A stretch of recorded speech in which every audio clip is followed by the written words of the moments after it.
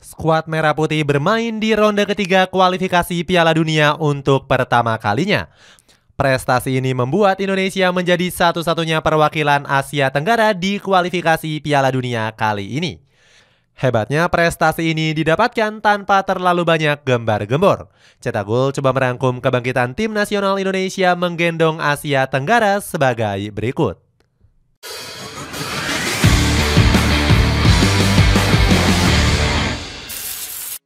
Masa lalu kelam dicap beban Asia Tenggara. Tim nasional Indonesia sempat mengalami masa-masa kelam di Asia Tenggara. Pasukan Garuda mengalami kemunduran drastis hingga gagal meraih prestasi gemilang. Skuad Merah Putih bahkan punya rekor pertemuan yang buruk saat menghadapi Filipina. Timnas Garuda pernah dibabat habis skuad Askals 4 gol tanpa balas di ajang Piala AFF 2014. Kemudian pasukan tanah air juga kesulitan menang di 2 edisi Piala AFF.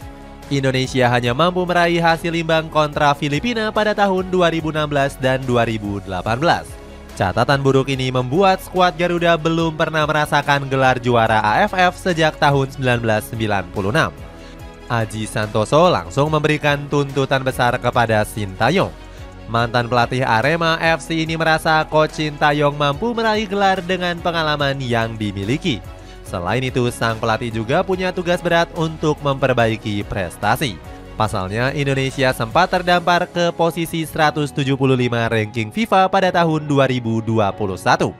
Skuad Garuda tertinggal oleh Vietnam, Malaysia, dan Thailand yang berada di 150 besar.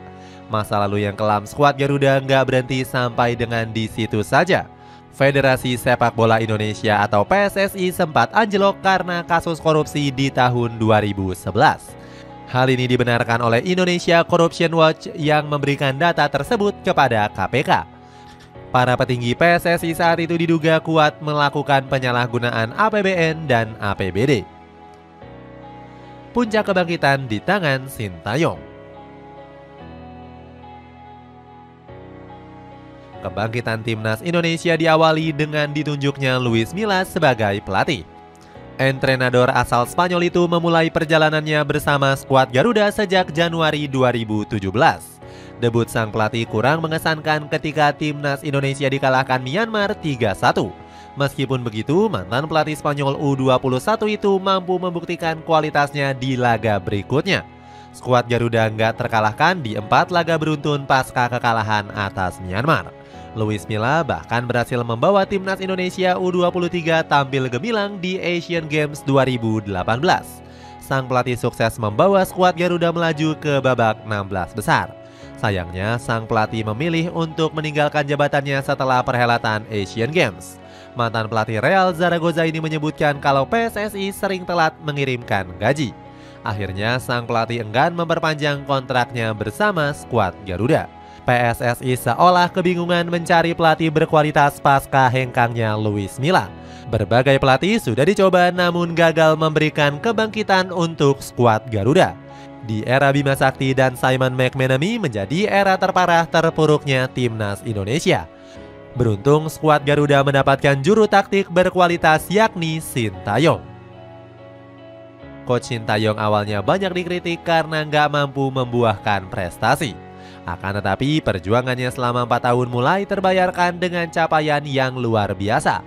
Sintayong sukses membawa timnas Indonesia finish 4 besar di Piala Asia U23. Catatan apik ini juga berlanjut dengan prestasi luar biasa bersama timnas senior. Anak asuh dari Coach Sintayong berhasil lolos ke putaran ketiga Piala Dunia 2026 untuk yang pertama kalinya. Tinta emas tersebut membuatnya dicintai oleh penggemar sepak bola Indonesia. Kemunduran negara Asia Tenggara. Prestasi apik timnas Indonesia justru berbanding terbalik dengan negara Asia Tenggara yang lain. Skuad Garuda berhasil menggendong ASEAN di kualifikasi Piala Dunia 2026. Pasalnya, pasukan Merah Putih menjadi satu-satunya tim Asia Tenggara yang lolos ke babak ketiga. Kehebatan Indonesia mendapatkan pujian langsung dari Tom Saintfiet. Juru taktik Filipina itu mengakui kalau skuad Garuda merupakan tim yang sangat solid. Pelatih asal Belgia ini memprediksi anak asuh Sintayong bisa menjadi kuda hitam. Pendapat yang sama disampaikan oleh Faiz Khuzairi selaku pundit dari Malaysia. Dia menilai Indonesia sangat mungkin tampil di Piala Dunia dengan komposisi saat ini. Di sisi lain, Kisanan Sudaresan mengaku terkejut dengan perkembangan Indonesia saat ini. Pundit negeri Melayu ini menuntut Malaysia untuk melakukan banyak perubahan. Menurutnya, skuad Harimau Malaya akan ketinggalan jauh apabila nggak cepat berbenah. Selain itu, kelolosan Indonesia ke babak ketiga banyak mendapatkan perhatian dari media tetangga. Media Soha menjadi salah satu yang menilai Indonesia nggak bisa berbuat banyak di ronde ketiga. Media Vietnam ini bilang Indonesia nggak akan berkutik saat berhadapan dengan para raksasa Asia. Sindiran dari media Vietnam itu sempat menjadi bahan perbincangan di Indonesia. Netizen menilai media dari Tanah Naga Biru kehabisan bahan karena timnya sudah gugur di putaran kedua. Semakin melesat mengungguli rival Asia Tenggara. Sorotan media Vietnam sangat wajar mengingat Indonesia sudah mengalihkan fokusnya. Diketahui skuad Golden Star memang tak punya target besar di bawah asuhan Kim Sang-sik. Dilansir dari VN Express, VFF hanya memasang 3 target ringan kepada sang pelatih. Kim Sang-sik diminta untuk membawa skuad The Golden Star mencapai 4 besar di ASEAN Cup dan SEA Games 2025. Para petinggi VFF enggan memberikan tekanan yang terlalu besar kepada sang pelatih.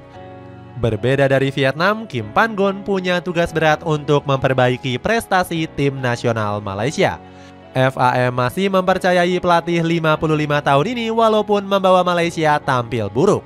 Kim Pan-gon bahkan diberikan kepercayaan penuh mencari pemain keturunan Eropa. Dilansir dari media Makan Bola, sang pelatih dilaporkan akan terbang langsung ke Eropa. Kim Pan-gon ingin meniru kesuksesan proyek naturalisasi timnas Indonesia. Di sisi lain, target kedua negara ini sangat berbeda dari rencana timnas Indonesia. Menurut Erick Thohir, skuad Garuda nggak menargetkan juara di ajang ASEAN Cup. Nantinya, skuad asuhan Sintayong akan menurunkan banyak pemain-pemain muda. Menurut Erick Thohir, timnas Indonesia saat ini levelnya sudah bukan lagi Asia Tenggara. Pendapat yang sama juga sempat disampaikan oleh pelatih Sintayong. Coach Sintayong menyebut masyarakat tanah air harus punya ekspektasi tinggi bersaing di level Asia maupun dunia. Fokus timnas Indonesia tanpa gembar-gembor. Tim nasional Indonesia semakin melesat jauh karena bakal bermain di babak ketiga kualifikasi Piala Dunia. Skuad Garuda dipastikan tergabung dalam grup neraka yakni grup C. Grup ini berisi mulai dari Australia, Jepang, Arab Saudi, Bahrain hingga Tiongkok. Timnas Indonesia dinilai bakal naik level apabila menjadi tim kuda hitam di ronde ketiga kali ini. Tentunya prestasi ini didapatkan tanpa gembar-gembor oleh para rivalnya. Sebelumnya ada Vietnam dan Malaysia yang menebar janji-janji manis kepada para penggemarnya. Namun keduanya justru gagal dan hanya bisa memperebutkan tiket lolos ke Piala Asia 2027. Sebenarnya Erick Thohir memang enggan mengumbar janji manis. Cara ini sudah dilakukan di Piala Asia U23 yang lalu. Saat itu skuad Garuda tampil tanpa gembar-gembor dan berusaha tetap fokus di setiap pertandingannya. Itulah ulasan kebangkitan timnas Indonesia menggendong Asia Tenggara. Bagaimana pendapatmu? Apakah skuad Garuda mampu terbang tinggi melampaui rival-rival Asia Tenggaranya? Coba tulis pendapatmu di kolom komentar di bawah ini.